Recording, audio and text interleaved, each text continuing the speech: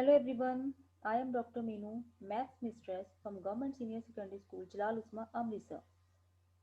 NTSC ਦੇ students ਦੀ ਤਿਆਰੀ ਦੇ ਲਈ ਆਨਲਾਈਨ ਕਲਾਸਿਸ ਲੱਗ ਰਹੀਆਂ, ਨਾ ਕਿ ਅੰਮ੍ਰਿਤਸਰ ਡਿਸਟ੍ਰਿਕਟ ਦੇ ਵਿੱਚ, ਪੂਰੇ ਪੰਜਾਬ ਦੇ ਵਿੱਚ। ਸੋ ਉਹਨਾਂ ਦੀ ਤਿਆਰੀ ਦੇ ਵਾਸਤੇ ਜੋ ਅਸੀਂ ਜ਼ੂਮ ਦੇ ਥਰੂ ਮੀਟਿੰਗਸ ਲੈ ਰਹੇ ਹਾਂ, ਉਹਨਾਂ ਦੀ ਰਿਕਾਰਡਿੰਗ ਵੀ ਆਪਣੇ ਕੋਲ ਰੱਖਦੇ ਹਾਂ। ਸੋ ਅੱਜ ਦੀ ਜੋ ਵੀਡੀਓ ਹੈ, ਉਹਨਾਂ ਹੀ ਰਿਕਾਰਡਿੰਗਸ ਦੇ ਵਿੱਚੋਂ ਇੱਕ ਵੀਡੀਓ ਹੈ, ਜਿਸ ਦਾ ਟੌਪਿਕ ਕੀ ਹੈ, ਨੰਬਰ ਸਿਸਟਮ। ਸੋ ਚਲੋ ਸਟਾਰਟ ਕਰਦੇ ਹਾਂ ਵੀਡੀਓ। ਜਿਹੜਾ ਅਸੀਂ ਪਹਿਲਾ ਟੌਪਿਕ ਕਰਨਾ ਹੈ ਉਹ ਹੈ ਨੰਬਰ ਸਿਸਟਮ। ਮੈਂ ਜਿਹੜੀ ਪੀਪੀਟੀ ਹੈ ਬੇਟਾ ਇੰਗਲਿਸ਼ 'ਚ ਲਿਖੀ ਹੋਈ ਹੈ, ਬਟ ਤੁਹਾਨੂੰ ਨਾਲ ਨਾਲ ਪੰਜਾਬੀ 'ਚ ਵੀ ਦੱਸ ਦੇਣਾ। ਆਪਣੇ ਨਾਲ ਕਾਪੀ ਪੈਨ ਲੈ ਕੇ ਰੱਖਿਆ ਕਰੋ, ਨਾਲ ਨਾਲ ਤੁਸੀਂ ਨੋਟ ਕਰਦੇ ਜਾਓ, ਠੀਕ ਹੈ। ਪਹਿਲੇ ਨੰਬਰ ਤੇ ਆਂਦਾ ਹੈ ਜਿਹੜਾ ਉਹ ਨੈਚੁਰਲ ਨੰਬਰਸ। ਨੈਚੁਰਲ ਨੰਬਰ ਜਿਹਨੂੰ ਤੁਸੀਂ ਪੰਜਾਬੀ 'ਚ ਕਹਿੰਦੇ ਆ ਪ੍ਰਾਕਿਰਤਿਕ ਸੰਖਿਆਵਾਂ, ਠੀਕ ਹੈ। ਪ੍ਰਾਕਿਰਤਿਕ ਸੰਖਿਆਵਾਂ ਦੇਖੋ ਕੀ ਹੁੰਦੀਆਂ। ਜਦੋਂ ਕੋਈ ਬੱਚਾ ਜਨਮ ਲੈਂਦਾ ਵਾ, ਜਨਮ ਲੈਣ ਤੋਂ ਬਾਅਦ ਉਹਨਾਂ ਨੂੰ ਕਾਊਂਟਿੰਗ ਸਿਖਾਉਂਦੇ ਆ ਅਸੀਂ। ਛੋਟੇ ਬੱਚੇ ਨੂੰ ਅਸੀਂ ਗਿਣਤੀ ਸ਼ੁਰੂ ਕਰਦੇ ਹਾਂ ਸਿਖਾਉਣਾ। ਜਿਹੜੇ ਨੰਬਰ ਤੋਂ ਉਹਨੂੰ ਅਸੀਂ ਗਿਣਤੀ ਸ਼ੁਰੂ ਕਰਦੇ ਹਾਂ ਸਿਖਾਉਣਾ, ਉਹੀ ਨੈਚੁਰਲ ਨੰਬਰ ਹੈ, ਜਿਹਨੂੰ ਅਸੀਂ ਪ੍ਰਾਕਿਰਤਿਕ ਸੰਖਿਆਵਾਂ ਕਹਿੰਦੇ ਹਾਂ। ਅਸੀਂ ਉਹਨੂੰ ਕਾਊਂਟਿੰਗ ਸਿਖਾਉਂਦੇ ਹਾਂ, ਗਿਣਤੀ ਸਿਖਾਉਂਦੇ ਹਾਂ। ਬੋਲੋ ਬੇਟਾ 1, 1 ਤੋਂ ਸਟਾਰਟ ਕਰੋ, 1 2 3, ਠੀਕ ਹੈ। ਇਹ ਉਹ ਵਾਲੇ ਨੰਬਰ ਹੈ ਜਿਹੜੇ 1 ਤੋਂ ਸਟਾਰਟ ਹੁੰਦੇ ਆ, ਤੇ ਇਹਨਾਂ ਦਾ ਅੰਤ ਜਿਹੜਾ ਕੋਈ ਨਹੀਂ ਹੈ, ਇਹ ਅਨੰਤ ਹੁੰਦੇ ਆ। ਬਟ ਸ਼ੁਰੂਆਤ ਕਿੱਥੋਂ ਹੁੰਦੀ ਹੈ ਇਹਦੀ? 1 ਤੋਂ, 1 ਤੋਂ ਲੈ ਕੇ ਅਨੰਤ ਤੱਕ। ਆ ਨੰਬਰ ਸਿਸਟਮ ਜਿਹੜਾ ਤੁਹਾਨੂੰ ਬਿਲਕੁਲ ਰਟਿਆ ਹੋਣਾ ਚਾਹੀਦਾ ਬੇਟਾ, ਚੰਗੀ ਤਰ੍ਹਾਂ ਸਮਝ ਲਿਓ। ਨੈਚੁਰਲ ਨੰਬਰ ਦੀ ਅਸੀਂ ਗੱਲ ਕਰ ਲਈਏ। ਨੈਚੁਰਲ ਨੰਬਰ ਤੋਂ ਬਾਅਦ ਦੂਸਰੇ ਨੰਬਰ ਤੇ ਜਿਹੜਾ ਸਾਡੇ ਕੋਲ ਆਂਦਾ ਨੰਬਰ ਸਿਸਟਮ, ਜਾਂ ਅਸੀਂ ਕਹਿ ਸਕਦੇ ਹਾਂ ਸੰਖਿਆ ਪ੍ਰਣਾਲੀ, ਉਹ ਆਂਦੀ ਹੈ ਹੋਲ ਨੰਬਰਸ। ਹੋਲ ਨੰਬਰ ਕੀ ਹੁੰਦੀ ਹੈ? ਪੂਰਨ ਸੰਖਿਆਵਾਂ। ਇਹਨੂੰ ਅਸੀਂ ਕਿਹਦੇ ਨਾਲ ਡਿਨੋਟ ਕਰਦੇ ਹਾਂ? ਇੰਗਲਿਸ਼ ਦੇ ਐਲਫਾਬੈਟ, ਜਿਹਨੂੰ ਅਸੀਂ ਕਹਿੰਦੇ ਹਾਂ ਡਬਲਿਊ ਨਾਲ ਡਿਨੋਟ ਕਰਦੇ ਇਹਨੂੰ। ਇਹ ਹੁੰਦੇ ਹੋਲ ਨੰਬਰ। ਦੇਖੋ 1 ਤੋਂ ਲੈ ਕੇ ਜਿਹੜੇ ਨੰਬਰ ਅੱਗੇ ਤੱਕ ਐਰੋ ਜਾ ਰਿਹਾ ਹੈ ਅਨੰਤ ਤੱਕ, ਇਹ ਤੁਹਾਡੇ ਕੋਲ ਸੀ ਨੈਚੁਰਲ ਨੰਬਰ। ਨੈਚੁਰਲ ਨੰਬਰ ਮਤਲਬ ਕੀ ਸੀ? ਪ੍ਰਾਕਿਰਤਿਕ ਸੰਖਿਆਵਾਂ।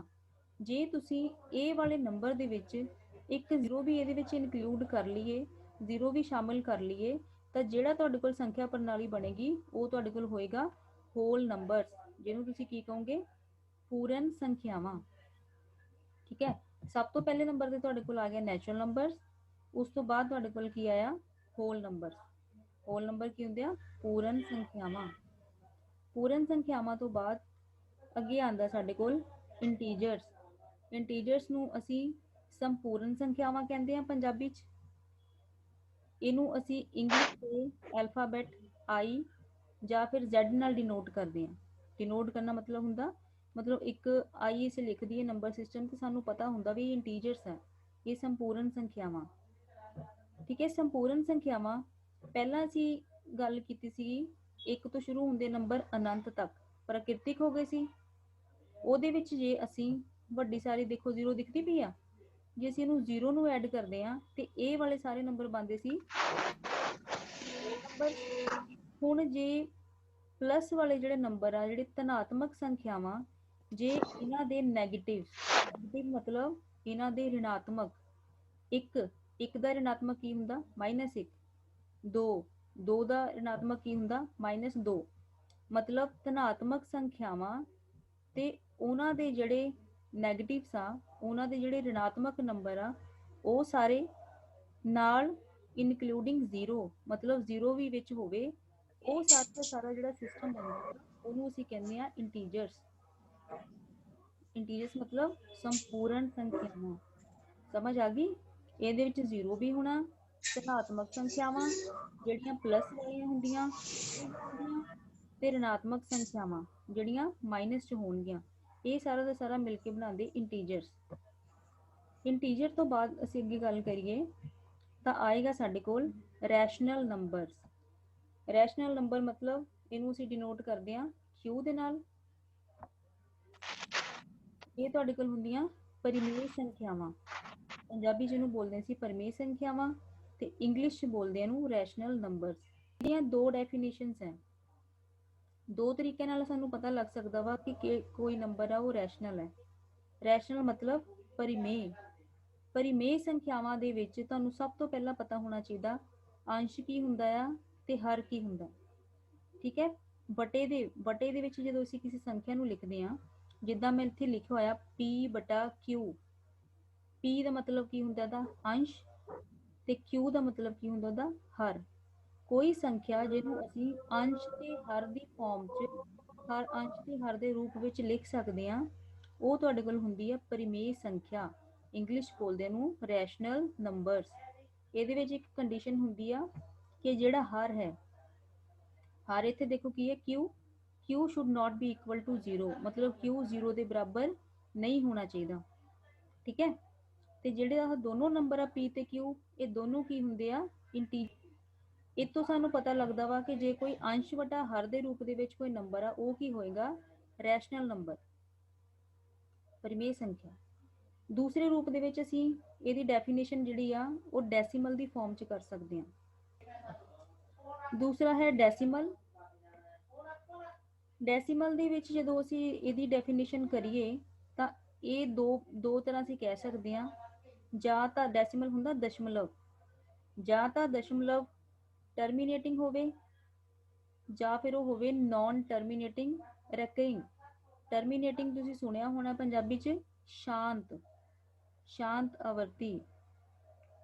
ਟਰਮੀਨੇਟਿੰਗ ਦਾ ਮਤਲਬ ਕੀ ਹੁੰਦਾ, ਜਦੋਂ ਤੁਸੀਂ ਕਿਸੇ ਨੰਬਰ ਨੂੰ ਦੂਸਰੇ ਨੰਬਰ ਨਾਲ ਭਾਗ ਕਰਦੇ ਆ, ਭਾਗ ਕਰਨ ਤੋਂ ਬਾਅਦ ਜਦੋਂ ਬਾਕੀ ਤੁਹਾਡੇ ਕੋਲ 0 ਬਚਦਾ ਵਾ, ਉਹ ਨੰਬਰ ਕੀ ਹੁੰਦੇ ਆ, ਟਰਮੀਨੇਟਿੰਗ।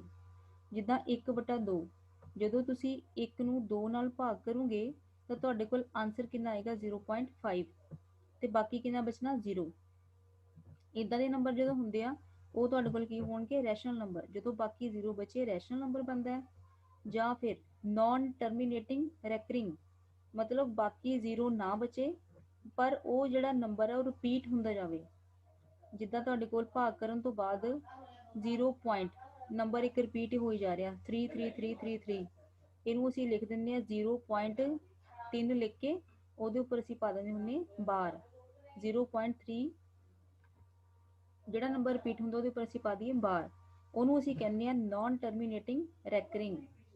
ਠੀਕ ਹੈ, ਜਦੋਂ ਕੋਈ ਨੰਬਰ ਜਾਂ ਤਾਂ ਸ਼ਾਂਤ ਹੋਵੇ ਜਾਂ ਫਿਰ ਅਸ਼ਾਂਤ ਆਵਰਤੀ ਹੋਵੇ, ਉਹਨੂੰ ਅਸੀਂ ਕੀ ਕਹਿੰਦੇ ਆ, ਰੈਸ਼ਨਲ ਨੰਬਰ, ਜਾਂ ਫਿਰ ਕਹਿੰਦੇ ਆ ਪਰਿਮੇਯ ਸੰਖਿਆ। ਹਾਂਜੀ, ਕਲੀਅਰ ਇੱਥੇ ਤੱਕ ਸਭ ਨੂੰ? ਅਗਲਾ ਜਿਹੜਾ ਸਾਡੇ ਕੋਲ ਨੰਬਰ ਉਹ ਹੈ ਇਰਰੈਸ਼ਨਲ।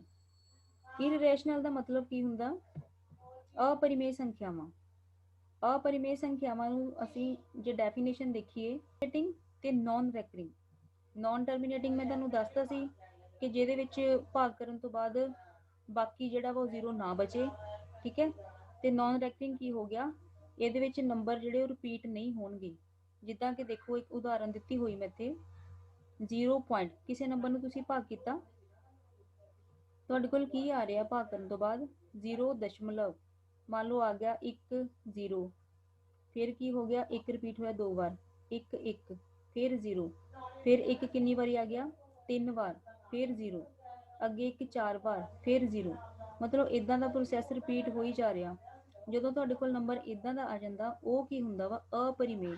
अपरिमेय ਸੰਖਿਆਵਾਂ ਨੂੰ ਪਹਿਚਾਨਣ ਦਾ ਦੂਸਰਾ ਤਰੀਕਾ ਕੀ ਹੈ, ਨਾਨ ਟਰਮੀਨੇਟਿੰਗ ਤੇ ਨਾਨ ਰੈਕਰਿੰਗ ਹੁੰਦੇ ਆ। ਠੀਕ ਹੈ ਬੇਟਾ, ਸਮਝ ਆ ਗਈ ਇਹਦੀ? अपरिमेय हो गया। ਸਾਰੇ ਨੰਬਰ ਜਿਹੜੇ ਮਿਲ ਕੇ ਬਣਦੇ ਆ, ਜਿਹਦੇ ਵਿੱਚ ਸਾਰੇ ਨੰਬਰ ਆ ਜਾਂਦੇ ਆ, ਉਹ ਜਿਹੜੇ ਤੁਹਾਡੇ ਕੋਲ ਸੰਖਿਆ ਪ੍ਰਣਾਲੀ ਬਚਦੀ ਆ, ਉਹ ਹੁੰਦੀ ਆ ਰੀਅਲ ਨੰਬਰ, ਜਿਹਨੂੰ ਤੁਸੀਂ ਕੀ ਕਹਿੰਦੇ ਆ, ਵਾਸਤਵਿਕ ਸੰਖਿਆਵਾਂ। ਵਿੱਚੋਂ ਤੁਹਾਡੇ ਕੁਐਸਚਨ ਕਈ ਵਾਰ ਪੇਪਰ 'ਚ ਆ ਜਾਂਦਾ ਹੁੰਦਾ, ਇਹ ਡਾਇਗਰਾਮ ਤੋਂ ਤੁਹਾਨੂੰ ਬਿਲਕੁਲ ਕਲੀਅਰ ਹੋ ਜਾਏਗਾ। ਦੇਖੋ ਪੰਜਾਬੀ ਦੇ ਵਿੱਚ ਤੁਹਾਨੂੰ ਮੈਂ ਨਾਲ ਦੱਸੀ ਜਾ ਰਹੀ ਹਾਂ, ਇਹ ਡਾਇਗਰਾਮ ਬਹੁਤ ਇੰਪੋਰਟੈਂਟ ਆ। ਠੀਕ ਹੈ, ਸਭ ਤੋਂ ਪਹਿਲਾਂ ਮੈਂ ਤੁਹਾਨੂੰ ਕੀ ਕਰਵਾਇਆ, ਨੈਚੁਰਲ ਨੰਬਰ, ਪ੍ਰਕਿਰਤਿਕ ਸੰਖਿਆਵਾਂ ਸ਼ੁਰੂ ਕਿੱਥੋਂ ਹੁੰਦੀਆਂ, 1 ਤੋਂ। ਠੀਕ ਹੈ, 1 ਤੋਂ ਸ਼ੁਰੂ ਹੋਣੀ ਹੈ, ਖਤਮ ਡॉट डॉट डॉट ਦਾ ਮਤਲਬ ਹੁੰਦਾ ਅਨੰਤ ਤੱਕ। ਖਤਮ ਕਿੱਥੇ ਹੁੰਦੀ ਹੈ, ਅਨੰਤ ਤੱਕ। ਅਨੰਤ ਤੱਕ। ਨੈਚੁਰਲ ਨੰਬਰ ਤੋਂ ਬਾਅਦ ਆ ਗਿਆ ਹੋਲ ਨੰਬਰ। ਹੋਲ ਨੰਬਰਸ ਕੀ ਹੁੰਦੇ ਤੁਹਾਡੇ ਕੋਲ, ਪੂਰਨ ਸੰਖਿਆਵਾਂ। ਇਹ ਨੈਚੁਰਲ ਨੰਬਰ ਦੇ ਵਿੱਚ 0 ਐਡ ਕਰਤੀ ਤਾਂ ਕੀ ਬਣ ਗਿਆ ਤੁਹਾਡੇ ਕੋਲ, ਹੋਲ ਨੰਬਰਸ, ਪੂਰਨ ਸੰਖਿਆਵਾਂ। ਜਦੋਂ ਤੁਹਾਡੇ ਕੋਲ 0 ਵੀ ਆ, ਪੋਜ਼ਿਟਿਵ ਪਲੱਸ ਵਾਲੇ ਨੰਬਰ ਵੀ ਆ, ਤੇ ਨੈਗੇਟਿਵ ऋणात्मक ਨੰਬਰ ਵੀ ਆ, ਉਹ ਸਾਰੇ ਨੰਬਰ ਮਿਲ ਕੇ ਕੀ ਬਣਾਉਂਦੇ ਆ, ਇੰਟੀਜਰਸ। ਇੰਟੀਜਰਸ ਕੀ ਹੁੰਦੇ ਆ, ਸੰਪੂਰਨ ਸੰਖਿਆਵਾਂ। ਠੀਕ ਹੈ, ਉਸ ਤੋਂ ਬਾਅਦ ਹੁੰਦਾ ਰੈਸ਼ਨਲ ਨੰਬਰਸ। ਰੈਸ਼ਨਲ ਨੰਬਰ ਕੀ ਹੈ, it can be expressed as a ratio of 2 integers. Ratio ਮਤਲਬ ਹੁੰਦਾ ਬਟਾ, ਜਿੱਦਾਂ P/Q ਦੱਸਿਆ ਸੀ ਨਾ ਮੈਂ ਤੁਹਾਨੂੰ, ਅੰਸ਼ ਤੇ ਹਰ ਦੇ ਵਿੱਚ ਹੋਵੇ, ਉਹ ਹੁੰਦਾ ਤੁਹਾਡੇ ਕੋਲ ਰੈਸ਼ਨਲ, ਉਹਨੂੰ ਅਸੀਂ ਬੋਲਦੇ ਹਾਂ ਪਰਿਮੇਯ ਸੰਖਿਆਵਾਂ। ਉਸ ਤੋਂ ਬਾਅਦ ਇਰਰੈਸ਼ਨਲ, ਜਦੋਂ ਸਾਰੇ ਨੰਬਰ ਇੱਕ ਨੰਬਰ ਦੇ ਵਿੱਚ ਆ ਜਾਂਦੇ ਆ, ਇੱਕ ਨੰਬਰ ਸਿਸਟਮ ਸੰਖਿਆ ਪ੍ਰਣਾਲੀ ਚ ਆਉਂਦੇ, ਉਹ ਸਾਰੇ ਸਿਸਟਮ ਨੂੰ ਮਿਲਾ ਕੇ ਜਿਹੜਾ ਬਣਦਾ ਵਾ ਉਹ ਹੁੰਦਾ ਰੀਅਲ ਨੰਬਰ। ਠੀਕ ਹੈ, ਵਾਸਤਵਿਕ ਸੰਖਿਆ। Yes ma'am. ਹੁਣ ਤੁਹਾਨੂੰ ਕੋਈ ਵੇਲੇ ਕੁਐਸਚਨ ਆ ਜਾਂਦਾ ਹੁੰਦਾ ਕਿ ਦੱਸੋ ਕਿ ਪ੍ਰਕਿਰਤਿਕ ਸੰਖਿਆਵਾਂ, ਸਾਰੀਆਂ ਪ੍ਰਕਿਰਤਿਕ ਸੰਖਿਆਵਾਂ ਪੂਰਨ ਸੰਖਿਆਵਾਂ ਹੁੰਦੀਆਂ ਹਨ ਕਿ ਨਹੀਂ। ਇਹਦੇ ਵਾਸਤੇ ਬੇਟਾ ਤੁਸੀਂ ਇੱਕ ਚੀਜ਼ ਯਾਦ ਰੱਖਿਓ, ਨੀਚੇ ਇੱਥੋਂ ਅੰਦਰ ਤੋਂ ਉੱਪਰ ਤੱਕ ਐਰੋ ਯਾਦ ਰੱਖੋ ਇਦਾਂ। ਇਹਦਾ ਮਤਲਬ ਕੀ ਹੈ, ਦੇਖੋ ਜਿਹੜਾ ਨੈਚੁਰਲ ਨੰਬਰ ਹੋਏਗਾ ਨਾ ਉਹਨੇ ਪੂਰਨ ਵੀ ਹੋਣਾ ਹੈ, ਜਿਹੜਾ ਪੂਰਨ ਹੋਏਗਾ ਉਹਨੇ ਇੰਟੀਜਰ, ਉਹਨੇ ਸੰਪੂਰਨ ਵੀ ਹੋਣਾ, ਤੇ ਜਿਹੜਾ ਸੰਪੂਰਨ ਆ ਉਹਨੇ ਪਰਿਮੇਯ ਵੀ ਹੋਣਾ। ਠੀਕ ਹੈ, ਤੁਹਾਨੂੰ ਕੁਐਸਚਨ ਆਂਦਾ ਹੁੰਦਾ ਨਾ, ਤੁਸੀਂ ਯਾਦ ਕਰੋ, ਤੁਹਾਨੂੰ 10th ਵਿੱਚ ਵੀ ਆ ਗਿਆ ਕਈ ਵਾਰੀ। ਹੁਣ ਆ ਪੈਸ ਦੇ ਪੇਪਰ ਨੂੰ ਸੋਚ ਵੀ ਆਇਆ ਸੀ ਕਿ ਸਹੀ ਹੈ ਕਿ ਗਲਤ ਕਿ ਸਾਰੀਆਂ ਪ੍ਰਕਿਰਤਿਕ ਸੰਖਿਆਵਾਂ ਪੂਰਨ ਸੰਖਿਆਵਾਂ ਹੁੰਦੀਆਂ ਹਨ, ਦੱਸੋ ਸਹੀ ਹੈ ਕਿ ਗਲਤ। ਉਹਦੇ ਵਾਸਤੇ ਤੁਸੀਂ ਆਹ ਵਾਲੀ ਡਾਇਗਰਾਮ ਯਾਦ ਰੱਖਣੀ ਆ, ਤੇ ਇੱਕ ਗੱਲ ਯਾਦ ਰੱਖਣੀ ਹੈ ਕਿ ਐਰੋ ਜਿਹੜਾ ਵਾ ਉਹ ਨੀਚੇ ਤੋਂ ਮਤਲਬ ਅੰਦਰ ਤੋਂ ਬਾਹਰ ਵੱਲ ਨੂੰ ਜਾਣਾ। ਇਹਦਾ ਮਤਲਬ ਕੀ ਹੋਇਆ ਕਿ ਨੈਚੁਰਲ ਨੰਬਰ ਤੋਂ ਬਾਅਦ ਹੋਲ ਨੰਬਰ ਆਉਂਦੇ ਆ, ਇਹਦਾ ਮਤਲਬ ਕਿ ਪ੍ਰਕਿਰਤਿਕ ਸੰਖਿਆਵਾਂ ਜਿਹੜੀਆਂ ਸਾਰੀਆਂ ਪ੍ਰਕਿਰਤਿਕ ਸੰਖਿਆਵਾਂ ਉਹ ਪੂਰਨ ਸੰਖਿਆਵਾਂ ਹੋਣਗੀਆਂ, ਜਿਹੜੀਆਂ ਸਾਰੀਆਂ ਪੂਰਨ ਸੰਖਿਆਵਾਂ ਉਹ ਸੰਪੂਰਨ ਵੀ ਹੋਣਗੀਆਂ, ਜਿਹੜੀਆਂ ਸਾਰੀਆਂ ਸੰਪੂਰਨ ਉਹ ਕੀ ਹੋਣਗੀਆਂ, ਪਰਿਮੇਯ ਹੋਣਗੀਆਂ। ਪਰ ਅਪਰਿਮੇਯ ਨਹੀਂ ਹੋਣਗੀਆਂ, ਅਪਰਿਮੇਯ ਨੂੰ ਅਸੀਂ ਨਹੀਂ ਵਿੱਚ ਲਗਾਉਣਾ। ਠੀਕ ਹੈ, ਸਮਝ ਆਈ ਇਸ ਗੱਲ ਦੀ? Yes ma'am. ਹਾਂਜੀ ਮੈਮ। ਡਾਊਟ ਤਾਂ ਨਹੀਂ ਹੈ ਇਸ ਗੱਲ ਦਾ? No ma'am. ਕਿਉਂਕਿ ਦੇਖੋ ਨਾ ਨੈਚੁਰਲ ਨੰਬਰ ਕੀ 1 2 3 1 2 3 ਤੋਂ ਸਟਾਰਟ ਹੁੰਦਾ ਪਿਆ ਆ, ਇਹਦੇ ਵਿੱਚ ਹੋਲ ਨੰਬਰ ਦੇਖੀਏ 1 2 3 ਦੇਖੋ ਸਾਰਿਆਂ 'ਚ ਹੈਗੇ ਆ, ਬਸ ਇੱਕ ਨੰਬਰ ਐਕਸਟਰਾ ਵਾ 0। ਇਹਦਾ ਮਤਲਬ ਕੀ ਹੋਇਆ, ਸਾਰੇ ਦੇ ਸਾਰੇ ਨੈਚੁਰਲ ਨੰਬਰ ਜਿਹੜੇ ਉਹ ਹੋਲ ਨੰਬਰ ਹੁੰਦੇ ਆ। ਤੇ ਜੇ ਤੁਹਾਨੂੰ ਕਨਫਿਊਜ਼ਨ ਆ ਤੇ ਤੁਸੀਂ ਐਰੋ ਤੋਂ ਯਾਦ ਰੱਖੋਗੇ, ਤੇ ਜਿਹਦਾ ਹਰ ਵੀ ਹੋਵੇ, ਹਰ ਇੱਕ ਨੰਬਰ ਨੂੰ ਅਸੀਂ ਇਦਾਂ ਲਿਖ ਸਕਦੇ ਹਾਂ 1/1 ਦੀ ਫਾਰਮ 'ਚ, ਮਤਲਬ ਉਹਦਾ ਹਰ ਅਸੀਂ ਬਣਾ ਸਕਦੇ ਹਾਂ 1। ਇਸ ਕਰਕੇ ਸਾਰੇ ਨੰਬਰ ਜਿਹੜੇ ਉਹ ਕੀ ਹੋਣਗੇ, ਰੀਅਲ ਨੰਬਰ, ਉਹ ਕੀ ਹੈ, ਵਾਸਤਵਿਕ ਸੰਖਿਆਵਾਂ ਹੁੰਦੀਆਂ। ਪਰਮੇਯ ਸੰਖਿਆ ਅਪਰਮੇਯ ਨਹੀਂ ਨਾ ਹੋ ਸਕਦੀ? ਨਹੀਂ ਬੇਟਾ, ਅਪਰਿਮੇਯ ਨਹੀਂ ਜਾਣੀ, ਆ ਇਹ ਅਲੱਗ ਤੋਂ, ਅਪਰਿਮੇਯ ਨੇ ਅਲੱਗ ਰਹਿਣਾ।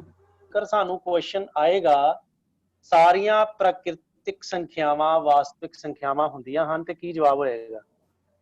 फिर सही होएगा। ਹਾਂ ਸਰ ਜੀ, ਹੋ ਸਕਦੀਆਂ। ਹੋ ਸਕਦੀਆਂ ਨਾ। ਸੋ ਉਸੇ ਤਰ੍ਹਾਂ ਹੀ यस सर। ਜਿਹੜੀਆਂ ਸਾਰੀਆਂ ਅਪਰਮੇਜ ਸੰਖਿਆਵਾਂ ਹੈ ਉਹ ਵਾਸਤਵਿਕ ਸੰਖਿਆਵਾਂ ਹੋਣਗੀਆਂ। ਹਾਂਜੀ। ਠੀਕ ਹੈ, Yes sir। ਬਟ ਸਾਰੀਆਂ ਵਾਸਤਵਿਕ ਸੰਖਿਆਵਾਂ ਜਿਹੜੀਆਂ ਉਹ ਅਪਰਮੇਜ ਸੰਖਿਆਵਾਂ ਨਹੀਂ ਹੋ ਸਕਦੀਆਂ, ਕਿਉਂਕਿ ਉਹਦਾ ਵੇਖੋ ਡਾਇਗਰਾਮਸ ਤੋਂ ਹੀ ਆਪਾਂ ਨੂੰ ਬਿਲਕੁਲ ਕਲੀਅਰ ਹੋ ਜਾਂਦਾ। ਇਹਨੂੰ ਡਾਇਗਰਾਮ ਨੂੰ ਬੜੇ ਧਿਆਨ ਨਾਲ ਅੱਜ ਤੁਸੀਂ ਇਹਦੀ ਮੈਡਮ ਇੱਕ ਪੀਡੀਐਫ ਇਹਨਾਂ ਨੂੰ ਭੇਜ ਦਿਓਗੇ ਨਾ ਤੁਸੀਂ, ਇਹ ਜਿਹੜਾ ਸਾਰਾ ਪੀਪੀਟੀ ਸ਼ੇਅਰ ਕਰ ਦੇਣੀ, ਪੀਡੀਐਫ ਬਣਾ ਕੇ। ਹਾਂ, ਪੀਪੀਟੀ ਸ਼ੇਅਰ ਕਰ ਦੇਣੀ ਆ, ਔਰ ਇਹਨੂੰ ਇੱਕ ਵਾਰੀ ਦੁਬਾਰਾ ਤੁਸੀਂ ਜ਼ਰੂਰ ਇਹਨੂੰ ਵੇਖਣਾ ਵਾ ਕਿ ਵੀ ਕੀ ਆਪਾਂ ਸਮਝਾ ਰਹੇ। ਬੇਟਾ ਠੀਕ ਹੈ ਮੈਮ, ਕਰੋ ਕੰਟੀਨਿਊ। ਇਹਦੇ ਵਿੱਚੋਂ ਆਂਦੇ ਕੁਐਸਚਨ। ਹਾਂ, ਕੁਐਸਚਨ ਵੀ ਆਂਦਾ ਜਿਹਦੇ ਚੋਂ ਜ਼ਰੂਰ। ਆ ਦੇਖੋ ਬੇਟਾ ਡਾਇਗਰਾਮ, यस सर। ਇਹਦੇ ਰੀਅਲ ਨੰਬਰ ਦੇ ਅੰਦਰ ਜੋ ਵੀ ਹੈ ਸਾਰਾ, ਆ ਦੇਖੋ ਇਰਰੈਸ਼ਨਲ ਕੀ ਇਹਦੇ ਅੰਦਰ ਹੀ ਹੈ ਨਾ, ਆ ਵਾਲਾ ਬਣਿਆ ਹੋਇਆ ਦੇਖੋ ਬਾਕਸ। ਤੇ ਜਿਹੜੀ ਅਪਰਿਮੇਯ ਆ ਇਹ ਵਾਸਤਵਿਕ ਹੋਏਗੀ, ਪਰ ਇਹ ਵਾਸਤਵਿਕ ਅਪਰਿਮੇਯ ਨਹੀਂ ਹੋਏਗੀ। ਹਾਂਜੀ ਬੇਟਾ, ਹਾਂਜੀ ਠੀਕ ਹੈ, ਜਿਹੜੀ ਅਪਰਿਮੇਯ ਉਹ ਬਸ ਵਾਸਤਵਿਕ ਹੋਏਗੀ, ਇਹਦਾ ਬਾਕੀਆਂ ਨਾਲ ਕੋਈ ਲੈਣਾ ਦੇਣਾ ਨਹੀਂ ਹੈ। ਦੇਖੋ ਤਾਦੀ ठीक है मैम। ਕੀਤਾ ਹੋਇਆ ਨਾ, ਆ ਬਾਕੀ ਸਾਰੇ ਦੇਖੋ ਸਰਕਲ ਦੇ ਅੰਦਰ ਸਰਕਲ ਹੈ, ਦੇਖੋ है ना, ये अलग है। Yes ma'am. ਹਾਂਜੀ एरो अंदर तो बाहर जाना पे ते यस, बाहर तो अंदर आ रहा है ते नो आंसर। मतलब इंटीजर अंदर तो बाहर जा रहा है ते फिर यस, जब बाहर तो अंदर आ रहा है फिर नो, फिर नो। हाँ जी देखो जिदा कि आ ਤੁਹਾਡੇ ਕੋਲ ਇੰਟੀਜਰ ਹੈ ਨਾ, ਇਹ ਬਾਹਰ ਵਾਲਾ ਅੰਦਰ ਜਾਊਗਾ ਹੋਲ ਨੰਬਰ, ਮਤਲਬ ਸੰਪੂਰਨ ਜੇ ਪੂਰਨ ਵੱਲ ਜਾਊਗੀ। ਜੇ ਤੁਹਾਨੂੰ ਪੁੱਛੂਗੇ ਕਿ ਹਰ ਸੰਪੂਰਨ ਸੰਖਿਆ ਹੋਏਗੀ ਤਾਂ ਉਹਦਾ ਆਨਸਰ ਕੀ ਹੈਗਾ, ਗਲਤ। ਜੇ ਨੀਚੇ ਤੋਂ ਉੱਪਰ ਜਾਏਗਾ, ਜੇ ਪੁੱਛਣਗੇ ਕਿ ਹਰ ਪੂਰਨ ਸੰਖਿਆ ਸੰਪੂਰਨ ਸੰਖਿਆ ਹੁੰਦੀ ਹੈ, ਫਿਰ ਆਏਗਾ ਯੈਸ। ਔਰ ਇਹ ਤਾਦੀ ਤੁਹਾਨੂੰ ਬੇਟੇ ਕਲੀਅਰ ਹੋਣਾ ਜੇ ਤੁਹਾਨੂੰ ਇਹ ਡਾਇਗਰਾਮ ਜਿਹੜੀ ਹੈ ਤੁਹਾਡੇ ਦਿਮਾਗ 'ਚ ਹੈਗੀ ਆ ਕਿ ਸਭ ਤੋਂ ਪਹਿਲਾਂ ਕੀ ਸੀਗਾ, natural, then whole, then integers, then rational numbers, then ਇੱਧਰ ਇਰਰੈਸ਼ਨਲ ਨੰਬਰਸ, ਦੈਨ ਪੂਰਾ ਦਾ ਪੂਰਾ circle that is called a real numbers, ਜਿਹਨੂੰ ਆਪਾਂ ਕਹਿੰਦੇ ਆ ਵਾਸਤਵਿਕ ਸੰਖਿਆਵਾਂ। ਸੋ ਆਪਾਂ ਦੇ ਮਾਈਂਡ 'ਚ ਡਾਇਗਰਾਮ ਜਿਹੜੀ ਹਮੇਸ਼ਾ ਉਹ ਪਤਾ ਹੋਣਾ ਚਾਹੀਦੀ ਸਾਨੂੰ। ਠੀਕ ਹੈ, 10 -10 ਜੇ ਮੈਂ ਗੱਲ ਕਰਾਂ, ਮਾਈਨਸ ਦੇ 10 ਜਿਹੜੇ ਆ ਉਹ ਵਾਸਤਵਿਕ ਸੰਖਿਆ ਹੋਏਗੀ ਕਿ ਨਹੀਂ? ਮਾਈਨਸ ਦਾ 10 ਤਾਂ ਮੈਨੂੰ ਦੱਸੋ ਮਾਈਨਸ ਦੇ 10 ਇਹ ਕਿਹੜਾ ਨੰਬਰ ਸਿਸਟਮ ਆ, ਕਿਹੜੀ ਸੰਖਿਆ ਹੈ? ਇਹ ਹੈਗੀ ਆ ਰਿਣਾਤਮਕ। ਹਾਂ ਰਿਣਾਤਮਕ ਤਾਂ ਹੈ, ਇਹ ਹੋਲ ਇਹ ਪੂਰਨ ਸੰਪੂਰਨ ਮੈਮ, ਕਿਹੜੀ? ਸੰਪੂਰਨ ਮੈਮ। ਹਾਂ ਤਾਂ ਫਿਰ ਮੈਂ ਕੁਐਸਚਨ ਤੁਹਾਨੂੰ ਪੁੱਛਿਆ ਕਿ ਮਾਈਨਸ 10 ਜਿਹੜੇ ਇਹ ਵਾਸਤਵਿਕ ਸੰਖਿਆ ਹੋਏਗੀ ਕਿ ਨਹੀਂ? ਨਹੀਂ ਮੈਮ, ਹੋਏਗੀ। ਨਹੀਂ। ਨਹੀਂ ਕਿਉਂ? ਕਿਉਂ? ਹਾਂਜੀ ਹਾਂਜੀ ਹੋਏਗੀ ਕਿ ਨਹੀਂ? ਹੋਏਗੀ ਹੋਏਗੀ। ਹੋਏਗੀ ਮੈਮ। ਮਾਈਨਸ 10 ਦੇਖੋ ਇੱਥੋਂ ਲਿਆ ਗਿਆ ਇੰਟੀਜਰਸ ਚੋਂ ਮਾਈਨਸ 10 ਦੇਖੋ ਡਾਟ ਡਾਟ ਹੈ ਨਾ ਮਾਈਨਸ ਮਾਈਨਸ ਹਾਂਜੀ ਮੈਮ। ਤੇ ਇਥੋਂ ਦੇਖੋ ਮਾਈਨਸ 10 ਕੁਝ ਅਦਰ ਕੋ ਰੀਅਲ ਵਾਸਤਵਿਕ ਮਤਲਬ ਐਰੋ ਨੀਚੇ ਤੋਂ ਉੱਪਰ ਜਾ ਰਿਹਾ ਮਤਲਬ ਯੈਸ ਇਹਦਾ ਮਤਲਬ ਹੋਏਗੀ। ਪਾਈ ਪਾਈ ਵੀ ਜਿਹੜੀ ਹੈ ਇਹ ਕੀ ਹੈ ਉਦਾਹਰਨ ਕਿਹਦੀ ਹੈ ਐਗਜ਼ਾਮਪਲ ਇਰੈਸ਼ਨਲ ਦੀ ਹੈ अपरिमेय संख्या ਦੀ ਹੈ ਠੀਕ ਹੈ। ਤੇ ਉਸ ਤੋਂ ਬਾਅਦ ਜਿਹਦਾ √2 ਹੋ ਗਿਆ √3 ਹੋ ਗਿਆ। ਜੇ ਤੁਹਾਨੂੰ √4 ਆਵੇ ਤਾਂ ਮੈਨੂੰ ਦੱਸੋਗੇ ਕਿ √4 ਪਰਿਮੇय ਬਣੇਗੀ ਕਿ अपरिमेय ਬਣੇਗੀ? ਮੈਮ ਪਰਮੇਵ अपरिमेय कि परिमेय? ਮੈਮ ਕਿਵੇਂ ਹੋਏਗੀ? 2 2 ਗੁਣਾ 2। ਹਾਂ ਠੀਕ ਹੈ 2 ਸਰ ਗੁਣਾ ਜੀ। 2 ਦਾ ਵਰਗਮੂਲ ਕਰੋਗੇ ਤੇ ਉਹਦਾ ਜਵਾਬ 2 ਆ ਜਾਏਗਾ। ਤੇ ਜਦੋਂ ਜਵਾਬ 2 ਆ ਗਿਆ ਤੇਰਾ ਮਤਲਬ ਵਰਗਮੂਲ ਹਟ ਗਿਆ। ਤੇ ਜਦੋਂ ਵਰਗਮੂਲ ਹੀ ਹਟ ਗਿਆ ਇਟ ਮੀਨਸ ਉਹ ਪਰਿਮੇਜ ਸੰਖਿਆ ਹੈ, अपरिमेय।